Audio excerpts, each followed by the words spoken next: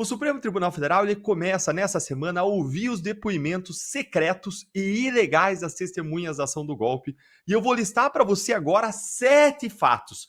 7 fatos assustadores que aconteceram desde fevereiro desse ano, recentes, e que você precisa saber.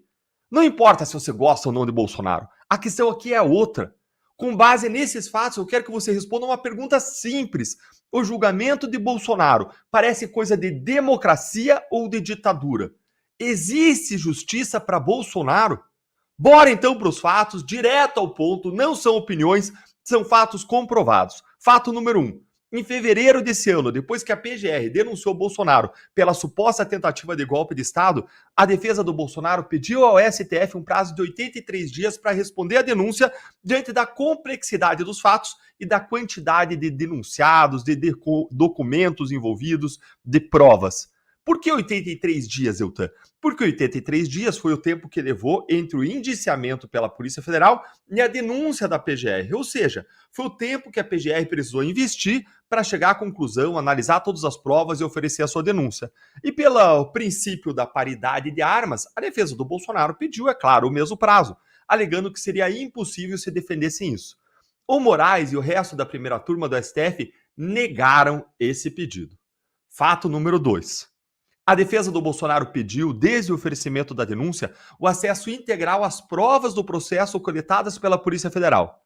Moraes e a primeira turma do STF negaram todos os pedidos, dizendo que as defesas já tinham acesso ao mesmo material que a PF, que a PGR e que o STF já tinham. Só que isso era mentira e eu já vou mostrar para vocês, mas guardem isso aí na sua mente. Fato número 2, isso aí. Vamos para o fato número 3.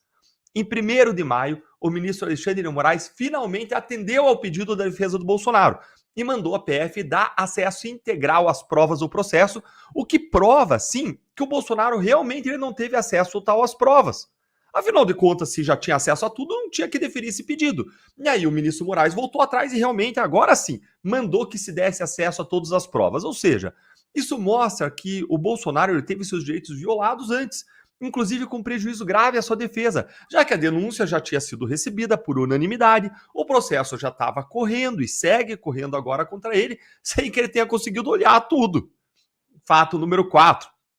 Enquanto as defesas dos réus imploravam, sem sucesso pelas provas, o UOL, gente, o portal esquerdista mesmo, o UOL, o mais esquerdista do Brasil, ele teve acesso há semanas aos 77 gigabytes de mensagens e dados do celular do Mauro Cid, com mais de 158 mil mensagens que o UOL está analisando e utilizando para publicar matérias com detalhes inéditos do caso. Ou seja, o réu não tinha acesso às provas, a que jornalistas tinham acesso há semanas.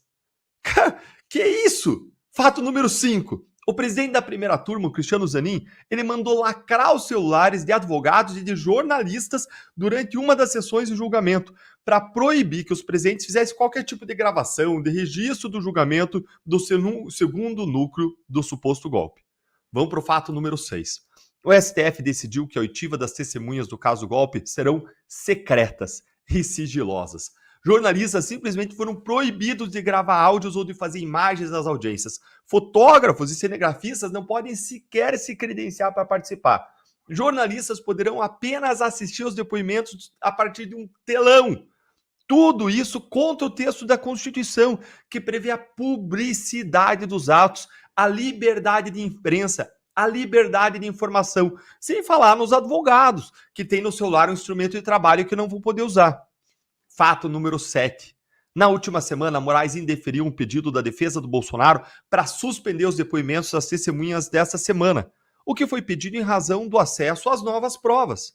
Os advogados do Bolsonaro argumentaram, e com razão, que eles precisam de algum tempo razoável para poder analisar as provas, porque o que eles encontrarem lá pode alterar radicalmente as perguntas que eles vão fazer para as testemunhas.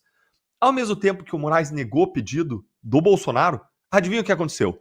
O Flávio Dino atendeu a um pedido da defesa do ex-ministro de Lula, o Juscelino Filho, que coincidentemente é do mesmo estado do Dino, e suspendeu a ação penal contra o Juscelino, porque documentos da denúncia estariam supostamente ilegíveis. Veja só, a justificativa dada por Dino para conceder a suspensão do processo do Juscelino foi exatamente o contrário do que o Dino Moraes e outros ministros da primeira turma decidiram no caso Bolsonaro. E agora eu te faço novamente aquela pergunta: esses fatos são característicos de um julgamento de uma democracia ou de uma ditadura? Existe justiça para o Bolsonaro? Responde aí nos comentários.